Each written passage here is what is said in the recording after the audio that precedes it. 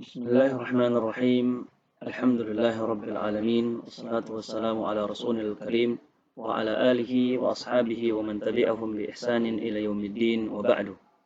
Ikhwani fillah wa tullabi, a'azzanallahu wa iyyakum jami'an. Alhamdulillah, kita bersyukur kepada Allah Subhanahu wa taala di mana pada pagi yang barokah ini Allah Subhanahu wa taala memberikan kita keafiatan, memberikan kita kemudahan sehingga kita bisa bersua kembali melanjutkan kajian kita atau pelajaran kita di kitab Al-Adab. Dan kita di sini masih berada di adab al-majalis. Adab-adab yang perlu kita perhatikan ketika kita berada di sebuah majelis. Dan kita terakhir kemarin sampai di adab yang ke-11. Sebelumnya kita sudah berbicara tentang sifat-sifat duduk atau keadaan duduk yang dilarang oleh Allah Subhanahu wa taala ketika bermajlis, ketika duduk. Sekarang kita masuk ke adab berikutnya, adab yang ke-11. Tafadhal antum buka kitabnya, buka PDF-nya, dan ana doakan semoga antum sekarang ini berada dalam keadaan sehat walafiat dan berada dalam keberkahan penjagaan dari Allah Subhanahu wa taala. Amin ya rabbal alamin. Adab yang ke-11, yaqulul muallif hafizahullah ta'ala, al-adab al-hadi ashar, an-nahyu an kathrati dhahki. Ketika bermajlis, duduk bersama teman-teman kita jangan banyak ketawa. Dilarang banyak ketawa ketika bermajlis. Laisa minal muru'ati walal adab, karena banyak ketawa ini bukan merupakan sifat, bukan merupakan sifat yang seharusnya dimiliki oleh seorang yang mukmin. Walal adab, bukan pula adab yang harus ada dalam diri seorang yang mukmin. An yakuna adh-dhahku huwal ghalib 'ala al-majlis, di mana ketika ketawa itu lebih dominan dalam sebuah majlis. Ketawa, senyum itu boleh, diperbolehkan. Dalam agama kita tidak ada melarang, namun ketika ketawa itu lebih dominan dalam sebuah majlis, maka itu baru datang larangan dari Allah Subhanahu wa taala.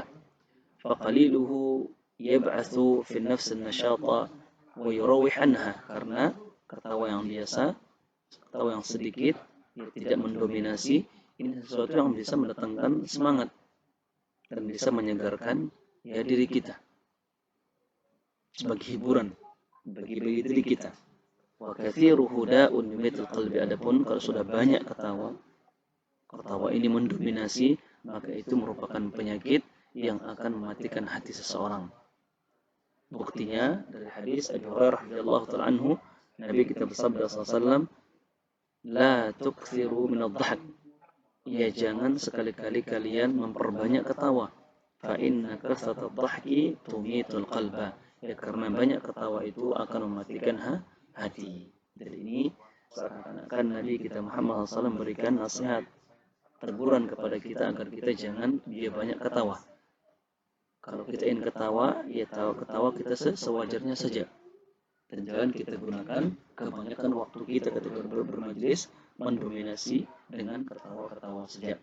Karena sungguh fa inna kathrata dhahki tumitul qalba, karena banyak ketawa ini akan mematikan hati seseorang.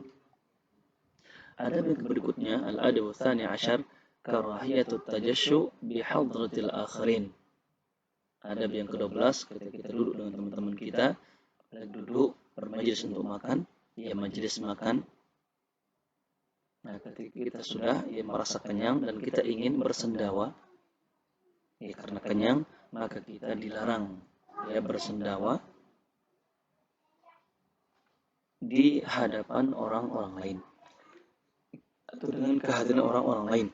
Wa fihi hadits marfu' ila Nabi sallallahu alaihi wasallam, ada buktinya, ada hadis yang marfu' sanadnya ila Nabi sallallahu alaihi wasallam, rawahu Ibnu Umar, yang diriwayatkan oleh sahabat mulia Abdullah bin Umar radhiyallahu ta'ala anhuma, faqala, beliau berkata, tajashsha rajulun 'inda Nabi sallallahu alaihi wasallam, pernah suatu ketika seorang pemuda bersendawa di hadapan Nabi kita Muhammad sallallahu alaihi wasallam, mungkin karena dia kenyang. Faqala, mendengar itu, Nabi kita bersabda kepadanya, kuffa'an anna jusha'ak, tahan tahan dari kami, tahan untuk kami, ya, sendawa kalian. Maksudnya, kalau kalian hendak bersendawa atau ingin bersendawa, sedangkan di hadapan kalian ada orang lain, banyak orang, maka tahan. Ya, tahan sendawa kalian. Fa inna aktsarahum syab'an fid dunya atwalahum yaju'an yaumal qiyamah. Karena orang yang paling banyak kenyangnya, sering kenyangnya di dunia ini dengan menampakkan kekenyangannya di depan manusia, maka nanti pada hari kiamat dia adalah orang yang paling lama laparnya. Orang yang, ya, sering menampakkan kekenyangannya, ya, dengan niat menampakkan kekenyangan di hadapan manusia, maka kelak pada hari kiamat dia adalah orang yang paling lama, ya, diberikan kelaparan oleh Allah Subhanahu wa taala. Dan sama juga hadis ini seakan-akan menunjukkan teguran, ancaman, ya, bagi orang-orang yang menyombongkan diri dalam hal, ya, kekenyangan mereka. Ikhwani fillah wa tullabi rahimani wa rahimakumullah jami'an. Kemudian adab yang terakhir, adab yang ke-13, istihbabu khatmil majalis bi kafaratil majlis. Ketika kita hendak, ya, beranjak dari majlis kita, selesai keperluan kita ketika bermajlis, maka kita disunahkan menutupnya dengan menggunakan doa yang dinamakan kafaratul majlis. Ini kenapa? Karena doa ini, ya, memiliki keutamaan yang berkaitan dengan orang-orang yang bermajlis. Karena lamma kana insanu dha'ifan wa kana syaitan harisan 'ala idlalihi.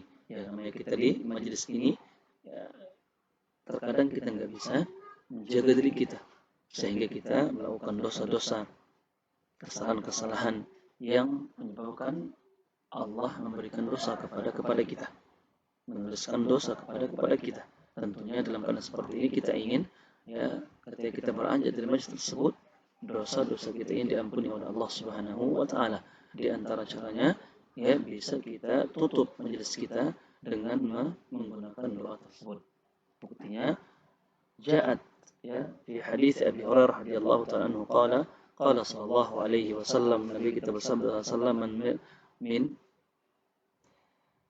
man jalasa fi majlisin, ya, barang siapa yang duduk di sebuah majlis, kathura fihi laghtuhu, yang di sana banyak kesalahannya, dia banyak melakukan kesalahan padanya. Faqala qabla an yaquma, namun sebelum dia bangun beranjak dari majlis tersebut, dia berdoa dengan mengatakan subhanaka rabbana wa bihamdik la ilaha illa anta astaghfiruka tsumma atubu ilaik illa ghafarallahu lahu ma kana fi majlisi dzalik. Kecuali Allah akan ampuni dia, ya, dari dosa-dosa yang sempat dia lakukan di majlis tersebut. Wa inda Tirmidzi subhanakallahumma wa bihamdik asyhadu an la ilaha illa anta astaghfiruka wa atubu ilaik. Wa min hadits Aisyah anna Rasulullah SAW kana idza jalasa majlisan. Ini hadis yang kedua dari hadis Aisyah radhiyallahu taala anha, beliau berkata, dahulu Nabi kita Muhammad SAW, ya, ketika dia duduk di suatu majlis, atau shalla atau mungkin salat, takallama, kemudian beliau berkata, mengucapkan kalimat-kalimat atau memberikan nasihat kepada para sahabat, fas'alatu Aisyah kalimat, kemudian Aisyah bertanya kepada tentang kalimat-kalimat tersebut. Faqala in takallama bi khairin kana tabi'an alaihinna ila yaumil qiyamah.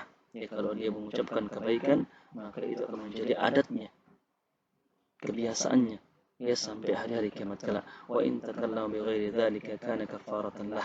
Namun ketika dia berbicara dengan ucapan-ucapan yang buruk, yang tidak baik, maka doa ini, ya, akan menjadi, ya, kafarah, penebus dari kesalahan yang ada. Mana kalimatnya subhanakallahumma wa bihamdik astaghfiruka wa atubu ilaik.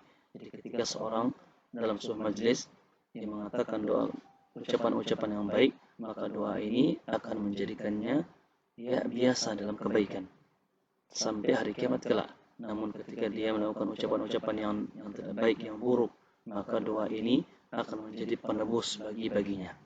Mana kalimat tersebut, mana doa tersebut, subhanakallahumma wa bihamdik astaghfiruka wa atubu ilaik. Ini doa kafaratul majlis yang kita dianjurkan untuk menutup majlis kita dengan doa tersebut. Bab utamanya, tidaklah kita beranjak dari majlis kita kecuali Allah Subhanahu wa taala akan mengampuni dosa kita. Ikhwani fillah wa tullabi rahimani wa rahimakumullah. Semoga apa yang kita pelajari dari adab majelis ini ya bisa antum pahami semua, dan kita minta kemudahan dari Allah Subhanahu wa taala ya untuk mengamalkan yang terbaik darinya dan meninggalkan yang buruk darinya. Amin ya rabbal alamin. Wassallallahu wasallam ala nabiyil karim wa ala alihi wa sahbihi ajma'in.